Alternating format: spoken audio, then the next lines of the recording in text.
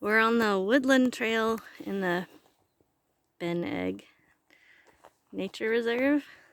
That's Lake Marie over there. You can see some cloud cover waterfalls, but the rain's lifted a little. So there's blue sky farther down the lake. And then if you turn around, see the ridge above us. Jared taking a picture. There's the trail we came from. We're about halfway.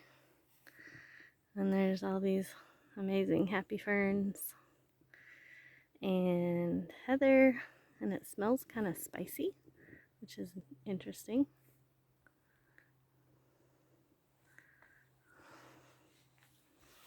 It's really beautiful, especially since the rain has paused for a bit.